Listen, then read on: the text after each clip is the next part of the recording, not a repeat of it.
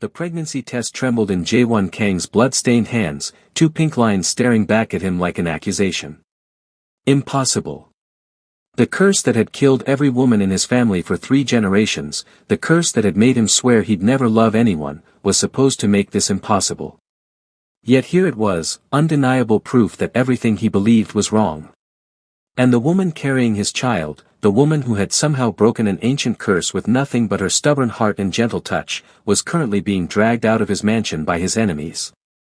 Before we dive into this intense story of forbidden love, curses, and the Mafia underworld, make sure you hit that subscribe button and turn on notifications because you don't want to miss any of our emotional Afro-Korean love stories.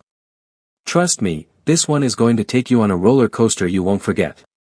3 months earlier, Sharon Williams stood in front of the towering Kong mansion, her single suitcase clutching every hope she had left. Seoul had been a dream, then a nightmare, and now it was her last chance. The employment agency had been clear, Mr. Kong is difficult. The last 5 maids quit within a week. But the pay is triple the normal rate, and you said you were desperate. Desperate didn't begin to cover it. Her mother's medical bills back in Atlanta were crushing her. Her student visa was hanging by a thread, and her Korean language degree was proving worthless in a city that smiled politely but rarely opened doors for women who looked like her. The door opened before she could knock. A stern-faced woman in her 60s looked her up and down with obvious disapproval. "You're the new maid?" "Yes, ma'am. Sharon Williams. I'm Mrs. Choi, the head housekeeper. Mr. Kong is very particular. You don't speak unless spoken to. You don't enter his study. You don't ask questions about his business. You don't look him directly in the eye. And most importantly, you stay out of his way." Sharon nodded, biting back the retort forming on her tongue. She needed this job. The mansion was cold despite its opulence. Marble floors stretched endlessly, expensive art hung on walls that had probably never heard laughter, and every surface gleamed with a sterility that felt more like a mausoleum than a home. Mrs. Choi led her through a maze of corridors, listing rules faster than Sharon could process. He takes his coffee at 6 a.m., black, no sugar, exactly 185 degrees. His suits must be pressed with lavender water, never rose. He doesn't eat breakfast, but you'll prepare lunch for exactly 12:30. Dinner he takes in his study. You'll leave it outside the door and knock twice, never 3 times, never once. Do you understand? Yes, ma'am. Good. He's in a meeting now. You'll meet him at dinner service. That evening, Sharon's hands shook as she carried the tray to the study on the 3rd floor. The door was solid oak, intimidating in its massiveness. She knocked twice as instructed and waited. Enter. The voice was cold, sharp as a blade's edge. She pushed the door open with her hip, keeping her eyes down as she'd been taught. The study was darker than the rest of the house, lit only by a desk lamp that cast long shadows across walls lined with books. And there, behind the desk, sat Jae-won Kang. Even with her eyes lowered, she could feel the weight of his presence. He was younger than she'd expected, perhaps early 30s, with sharp features that could have been carved from ice. His dark hair was pushed back carelessly, and when she risked a glance up, his eyes caught hers like a trap snapping shut. They were the darkest eyes she'd ever seen, and they were looking at her with an intensity that made her breath catch. "You're the new maid." It wasn't a question. "Yes, sir." "Sharon Williams." "American." "Yes, sir." "Your Korean is good." "Thank you, sir." He leaned back in his chair, those predatory eyes never leaving her face. The last maid lasted 3 days. The one before that, 5. "Mrs. Choi thinks you'll be gone by morning." Sharon lifted her chin, meeting his gaze fully despite the warning she'd been given. "I'm not going anywhere, sir." Something flickered in his expression. Surprise, maybe. Or interest. "We'll see." She set the tray down and turned to leave, but his voice stopped her. "Why are you in Seoul, Sharon Williams?" She turned back. "Does it matter, sir? I don't like mysteries in my house. My mother is sick." I'm paying her medical bills. I have a degree in Korean language and literature that apparently qualifies me for nothing except serving dinner to men who think I'll run away because they scowl impressively. Sir. The silence that followed was deafening. Then, impossibly, the corner of his mouth twitched. Not quite a smile, but close enough to shock her. You can go. That first week, Sharon learned the rhythms of the strange, cold house. She learned that Jae-won took calls at all hours in languages she didn't understand, that men in expensive suits came and went through the back in trance, that sometimes he came home with blood on his clothes that he stripped off without explanation. She learned not to flinch, not to ask, not to see. But she also learned smaller things. That he rubbed his left temple when he was tired. That he read poetry in the early morning hours when he thought everyone was asleep. That despite his cold demeanor, he left extra money on the hall table every time Mrs. Choi mentioned her grandson needed something. And Jae-won, despite himself, learned about her too. He'd told himself not to notice her. Noticing led to interest, interest led to attachment, and attachment led to the curse that had destroyed his family. His grandmother had whispered it to him before she died, the story of the Kong family curse. A scorned shaman, 3 generations ago, had cursed their bloodline. Any woman who truly loved a Kong man and carried his child would die in childbirth. His grandfather had lost his wife that way. His father had lost his mother. The Kong line was ending with Jae-won, and he'd made peace with that. So he absolutely could not notice the way Sharon hummed while she worked, or how she'd started leaving little notes with his coffee. This blend is better for your headaches. You should sleep more, Mr. Kong. There's a poetry reading at the university tonight. Not that you'd go. 3 weeks in, he found her crying in the kitchen at 2 a.m. She looked up, startled, quickly wiping her eyes. I'm sorry, sir. I didn't think anyone was awake. He should have turned around and left. Instead, he found himself asking, what's wrong? Nothing. I'm fine. You're a terrible liar. She laughed wetly, which somehow made his chest ache. My mom's hospital called. They need to do another surgery. The bills are. I'm sorry, you don't need to hear this. Jae-won pulled out his phone and made a call. In rapid Korean, he spoke to someone on the other end, then held the phone out to her. Give them your mother's hospital information. What? Why? Just do it. Confused, she rattled off the information. The person on the other end asked a few more questions, then hung up. What was that about? Sharon asked. The bills are paid. All of them. Including the surgery. She stared at him like he'd spoken another language. What? No. I can't accept that. It's done. Mr. Kong, that's hundreds of thousands of dollars. I can't possibly. You work for me. Your problems are distractions. I've eliminated a distraction. That's all. But the way he couldn't quite meet her eyes told her it wasn't all. Not even close. Thank you, she whispered, tears streaming down her face again, but different this time. He turned to leave, then paused. Stop calling me Mr. Kong when we're alone. My name is Jae-won. The shift between them after that night was subtle but undeniable. Sharon stopped avoiding his gaze. Jae-won started finding reasons to be in whatever room she was cleaning. Conversations became longer, more personal. Why the Mafia? She asked one evening as she poured his whiskey. She'd been promoted from maid to something more like personal assistant, though neither of them had discussed it explicitly. You know what I do. I'm observant, not blind. The guns, the blood, the men who look at you like you're either their salvation or their executioner. So why? He was quiet for so long she thought he wouldn't answer. Then, my father built this empire from nothing. When he died, I was 19.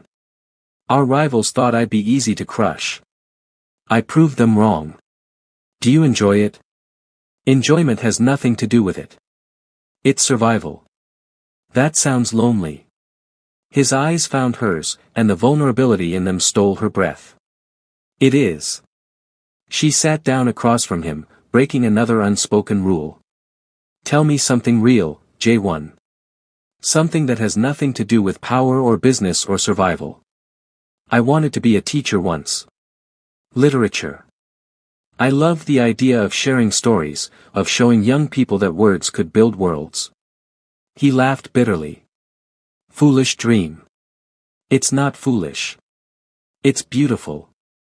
Beauty doesn't survive in my world. Sharon reached across the table and did something incredibly brave or incredibly stupid. She took his hand.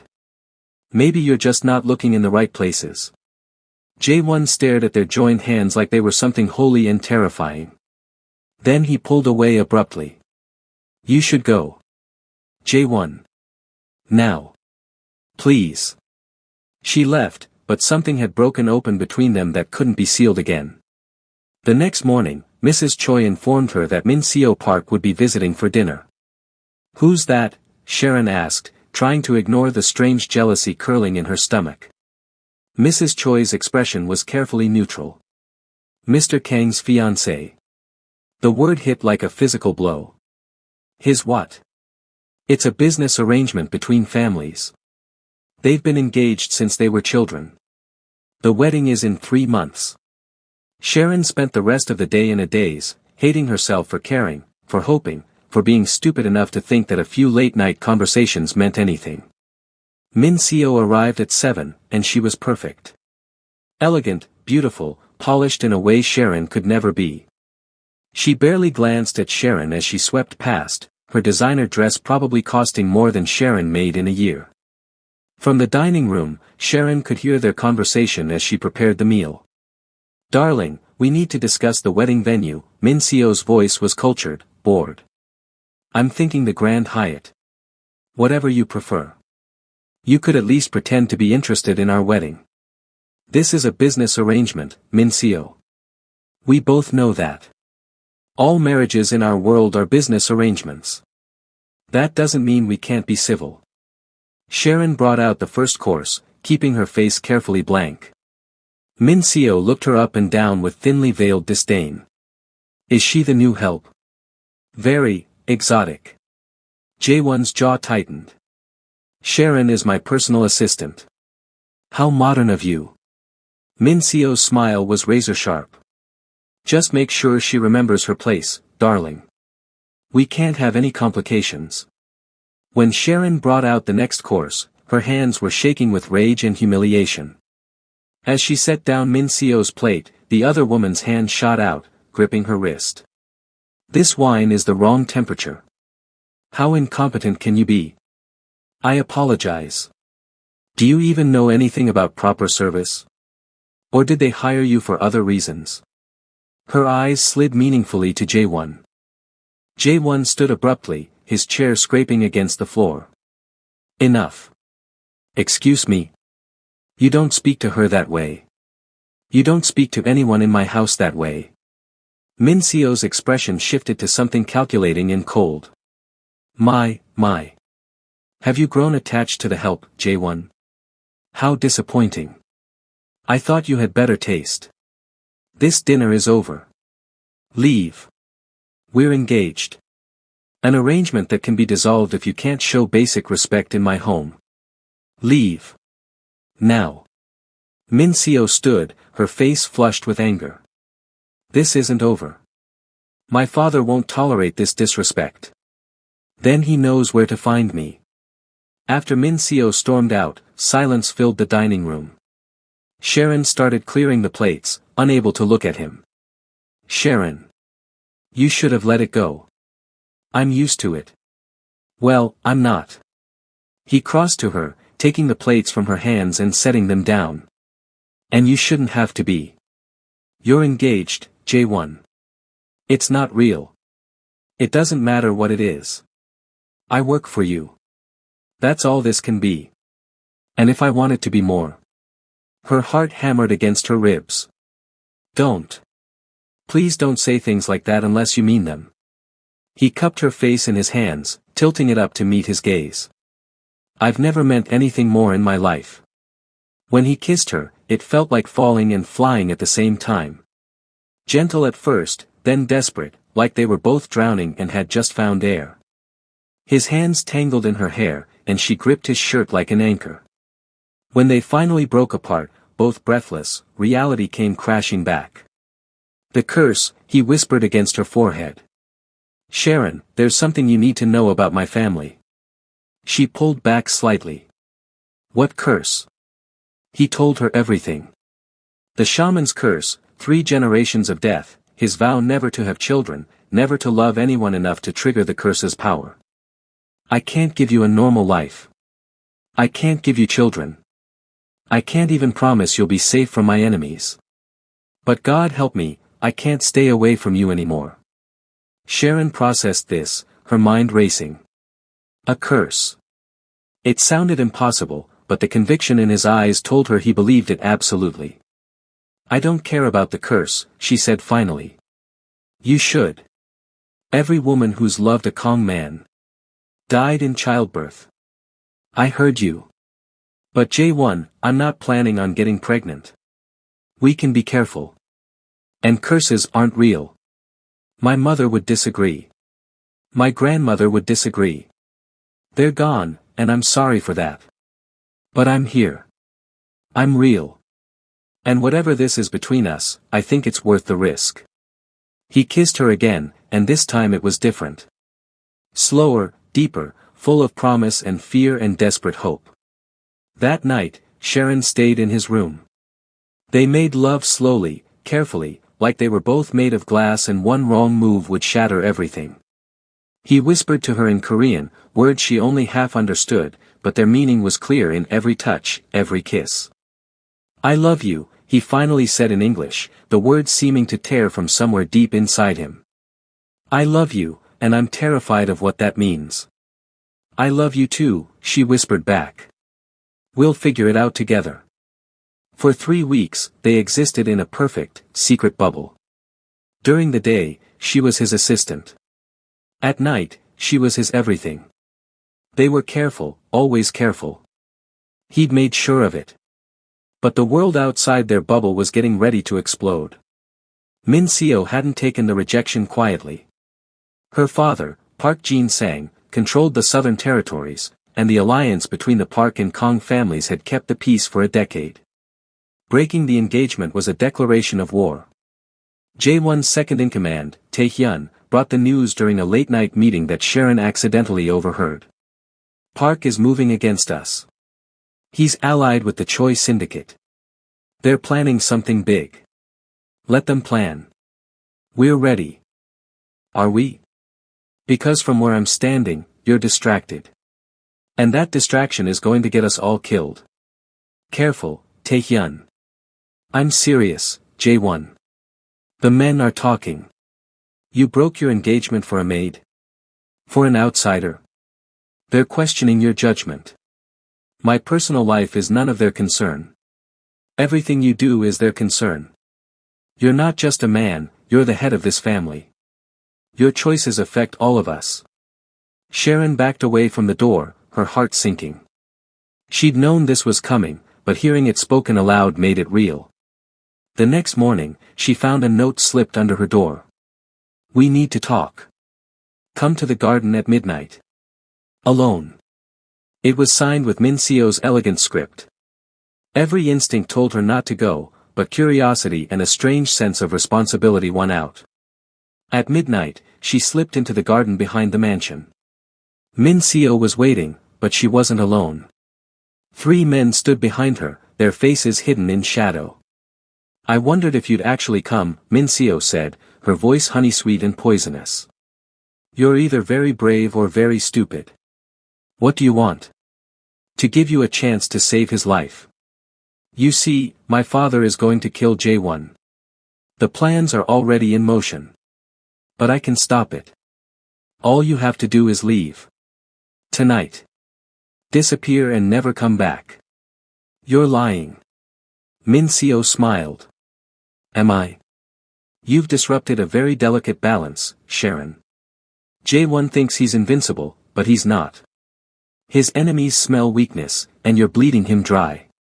How many of his men do you think will die for his infatuation with you?"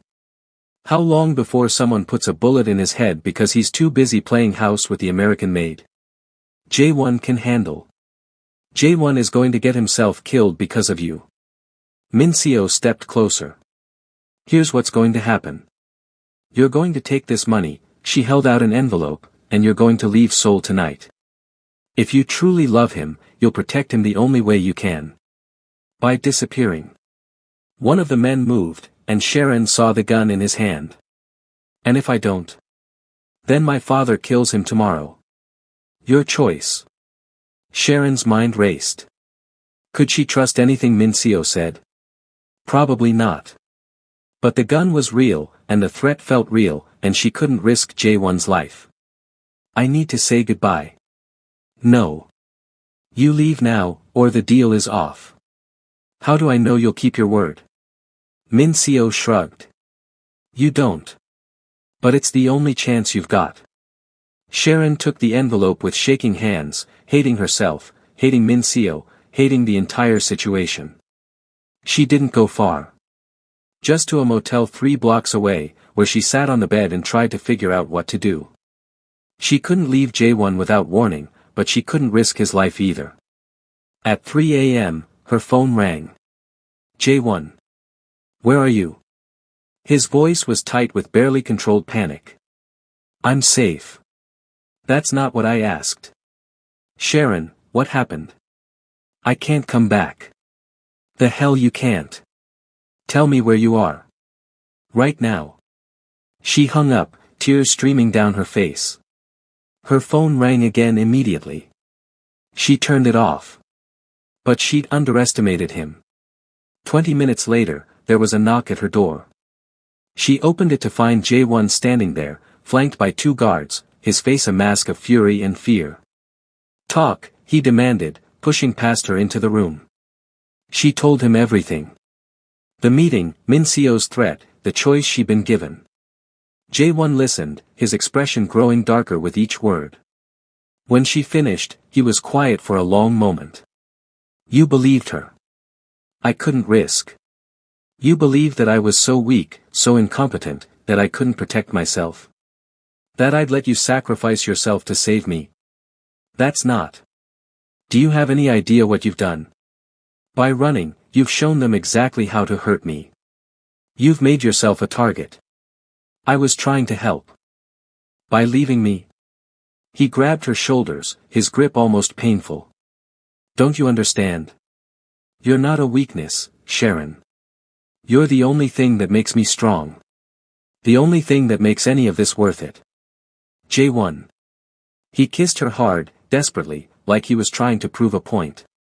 When he pulled back, his forehead rested against hers. I'm ending this. Tonight. The Parks, the choice, everyone who thinks they can use you against me. It ends. What are you going to do? What I should have done weeks ago. I'm going to remind Seoul exactly who I am. The next 3 days were a blur of violence and strategy. J1 moved against the Parks with ruthless efficiency. Sharon was kept at the mansion under heavy guard, watching the news reports of gang violence erupting across the city and knowing J1 was at the center of it. Mrs. Choi sat with her on the second night, an unexpected comfort. He's never done this before, the older woman said quietly. Gone to war so openly. It's dangerous. I know. But he's doing it for you. You must mean a great deal to him. I didn't want this. Any of this. Mrs. Choi patted her hand. Love is rarely convenient, dear. Especially not for men like Mr. Kong. On the third night, J1 came home covered in blood that wasn't his. The war was over.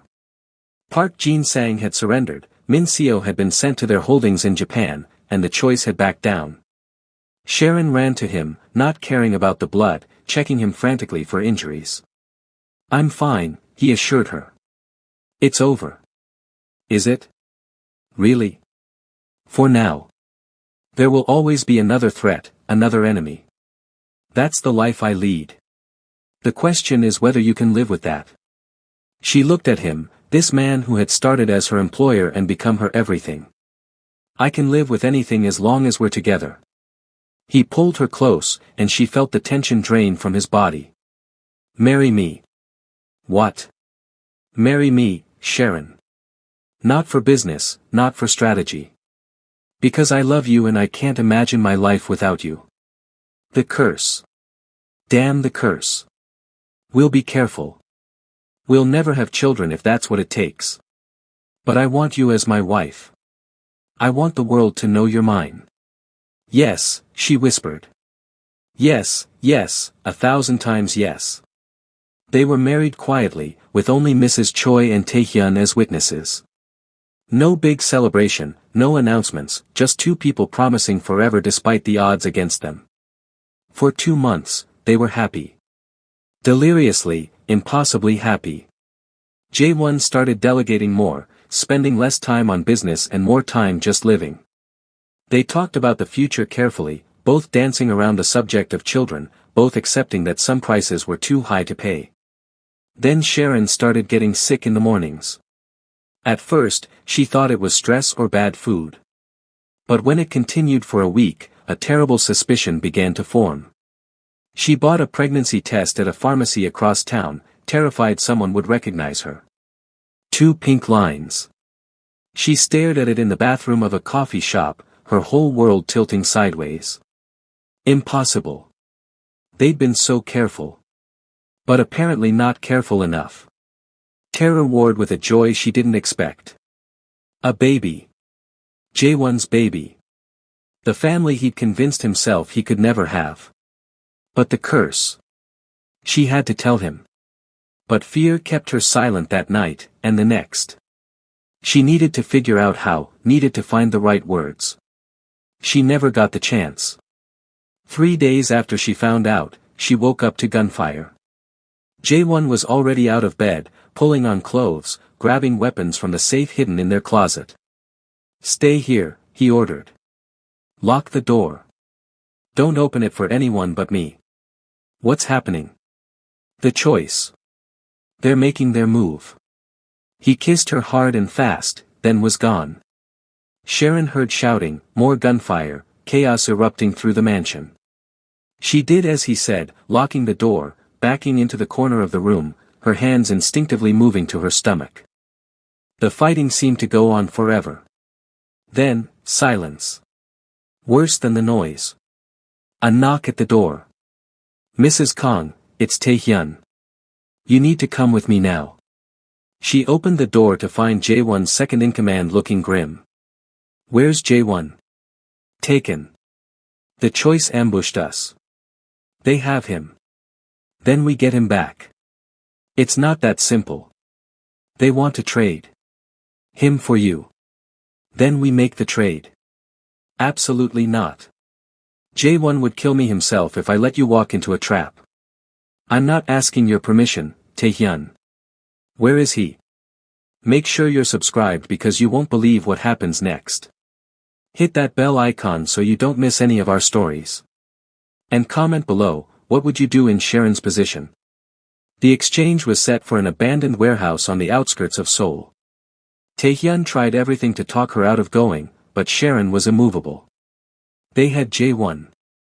Nothing else mattered. She arrived flanked by guards, her heart hammering so hard she thought it might burst from her chest. The warehouse was dark, cavernous, smelling of rust and decay. Choi Sung-min, the head of the Choi family, was waiting. And there, on his knees with a gun to his head, was Jae-won. His face was bruised, blood trickling from a cut above his eye, but his eyes blazed with fury. Sharon, don't, he started, but one of the guards hit him. Stop it, she screamed, running forward. Taehyun caught her arm. Well, Choi said, his voice oily and satisfied. The infamous Sharon Williams. The woman who tamed the wolf of Seoul. Do you know how valuable you are? You wanted me, here I am. Let him go. Oh, it's not that simple. You see, this isn't just about territory or business anymore. This is about teaching a lesson. Jae-won needs to learn that love is a weakness, not a strength. If you hurt her, Jae-won growled, I will hunt you to the ends of the earth. I will destroy everyone you've ever loved. I will burn your legacy to ash. Choi laughed. Empty threats from a man on his knees. No, I think we'll keep you both. You can watch while we break her, and then we'll kill you both. How's that for poetry? But Choi had made a mistake. He'd assumed Sharon was just a helpless woman. He'd forgotten that she'd spent 3 months living in Jaewon's world, learning, observing. He'd forgotten that love makes people dangerous. Sharon moved fast, pulling the small gun Taehyun had given her from her jacket and firing in one smooth motion. Not at Choi, she wasn't a good enough shot for that, but at the lights overhead. The warehouse plunged into darkness. Chaos erupted. Gunfire lit up the dark like lightning. Sharon hit the ground, crawling toward where she'd last seen Jaewon. Hands grabbed her, and she almost screamed before she recognized his touch. "I've got you," he whispered. "Stay down." Taehyun and the other guards had come in the moment the lights went out. The fight was brutal and short. When the emergency lights finally flickered on, Choi and his men were dead or fleeing. Jaewon pulled Sharon to her feet, checking her frantically for injuries. "Are you hurt? Did they touch you?" "I'm fine. I'm fine. Are you?" He kissed her, hard and desperate, in the middle of the carnage. "Don't ever do that again. Don't ever put yourself in danger for me. That's what marriage is. We protect each other." On the drive home, wrapped in Jaewon's arms despite Taehyun's eyes in the rearview mirror, Sharon knew she had to tell him. After everything they'd just been through, after almost losing each other, she couldn't keep this secret any longer. "Jaewon, there's something I need to tell you." He tensed. "What is it?" "I'm pregnant." The silence in the car was absolute. Even Taehyun seemed to stop breathing. "You're..." Jaewon couldn't seem to finish the sentence. "About 6 weeks, I think. I took a test a few days ago. I was trying to figure out how to tell you, and then everything happened so fast. The curse." His voice was hollow. "We don't know that it's real. Jaewon, people die in childbirth sometimes. It's tragic, but it's not always supernatural. Modern medicine, good doctors. My mother had the best doctors money could buy. My grandmother did too. They still died. So what are you saying?" Her voice was small, terrified of the answer. He was quiet for a long time. Then he pulled her closer. "I'm saying we fight it. We find the best doctors in the world. We do everything possible to keep you safe. And if the curse is real, we break it. Because I'm not losing you, Sharon. I can't." The next weeks were a whirlwind. Jaewon became obsessed with finding a way to break the curse. He tracked down the shaman's descendants, historians, anyone who might know something. Meanwhile, Sharon saw doctor after doctor, all of whom assured her she was perfectly healthy. But Jaewon's fear was a living thing, growing larger each day. He became overprotective, barely letting her out of his sight. He'd wake up in the middle of the night just to make sure she was still breathing.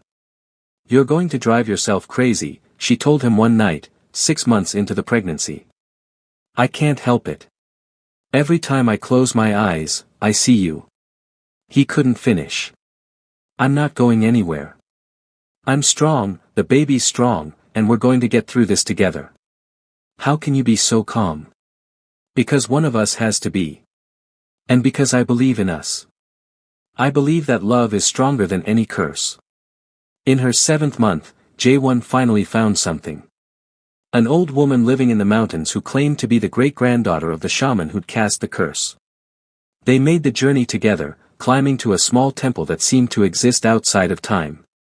The woman was ancient, her face a map of wrinkles, but her eyes were sharp and knowing. "You're the Kong boy," she said before Jaewon could introduce himself. "I've been waiting for you. Can you break the curse?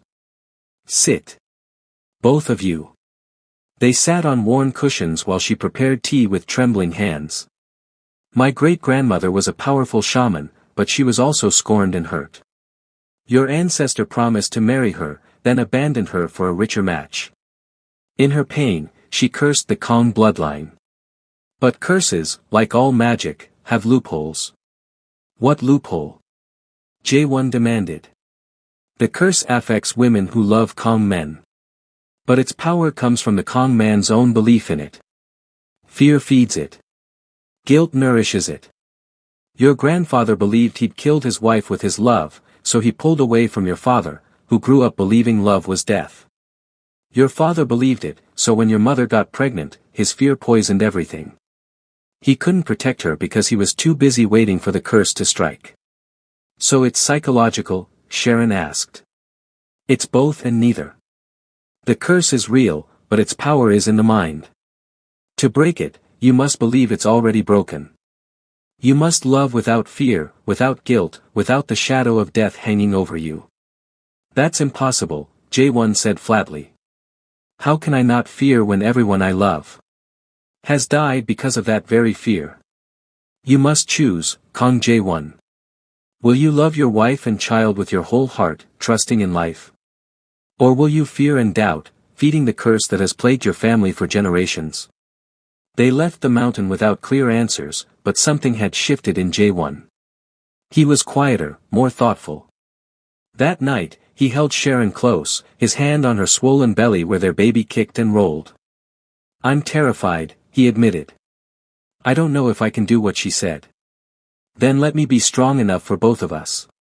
Trust me, Jae-won. Trust us. I do. I trust you more than anything in this world. Then trust that we're going to be okay. The next 2 months, Jae-won made a conscious effort to let go of his fear.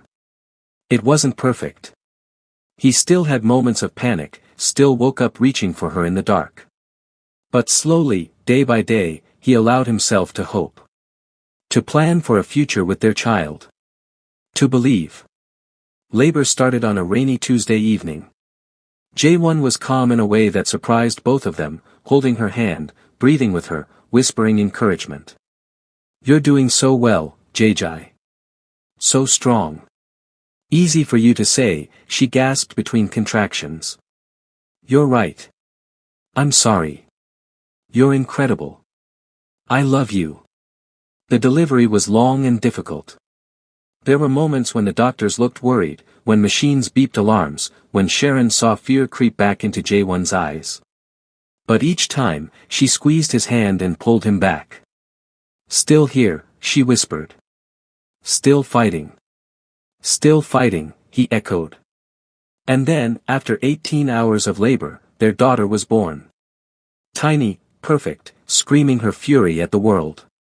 The doctor placed her on Sharon's chest, and the room seemed to hold its breath. Jae-won stood frozen, waiting for something terrible to happen. But Sharon was breathing. Tired, sweaty, in pain, but breathing. Alive. We did it, she whispered, tears streaming down her face. Jae-won, we broke the curse. He collapsed beside the bed, his hands shaking as he touched their daughter's tiny head, then Sharon's face. I thought I'd lost you.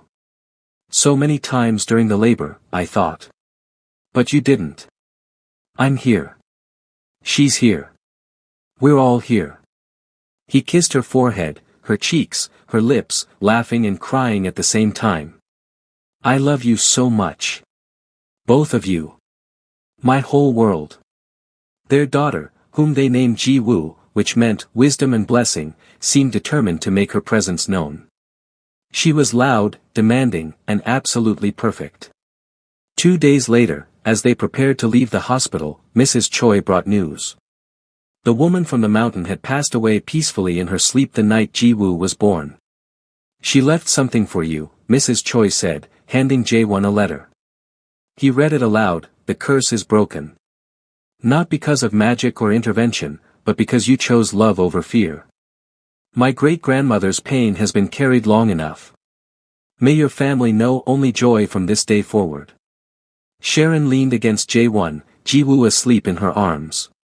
It's really over. It's really over. But life, of course, wasn't finished testing them. A week after they brought Ji-woo home, Min-seo returned from Japan. She appeared at the mansion uninvited, her face a careful mask of civility. Sharon, holding Ji-woo, met her in the sitting room with Jae-won beside her. "I heard congratulations are in order," Min-seo said, her voice tight. "What do you want?" Jae-won asked flatly. "To apologize. What I did, threatening Sharon, working with my father against you, it was wrong. You could have gotten people killed. I know. I was angry and hurt, and I lashed out. I'm not asking for forgiveness. I just wanted to say I'm sorry.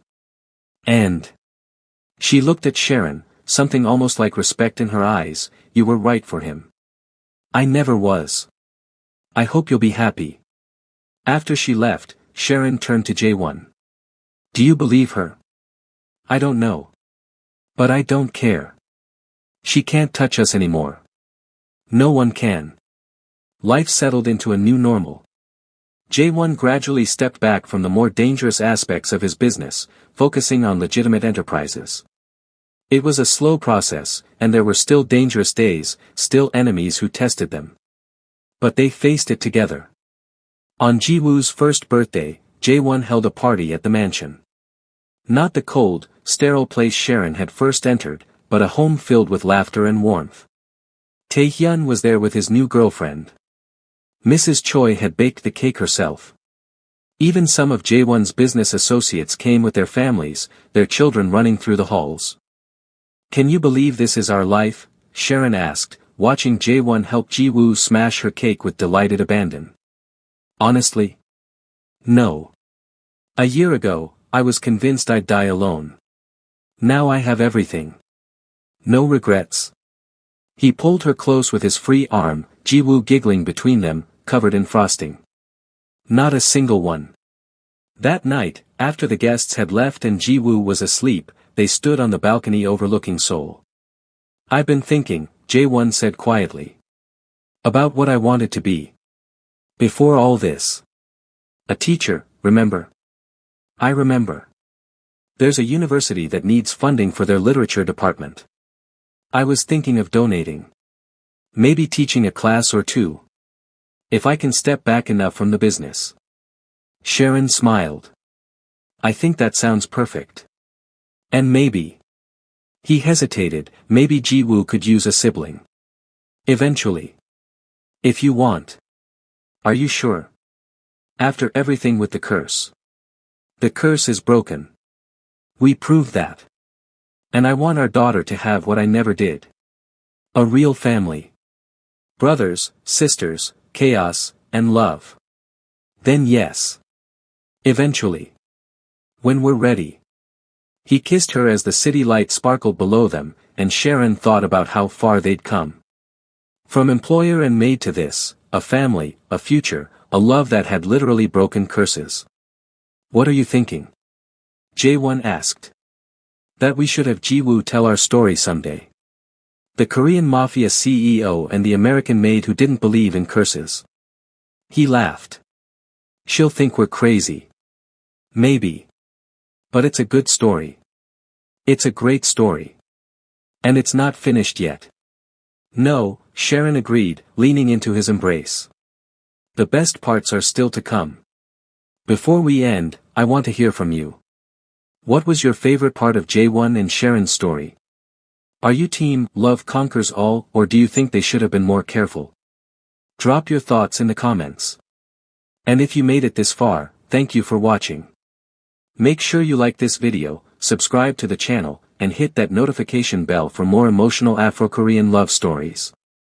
Share this with someone who loves a good romance, and I'll see you in the next video. Remember, no curse is stronger than true love, and no obstacle is too great when two hearts beat as one.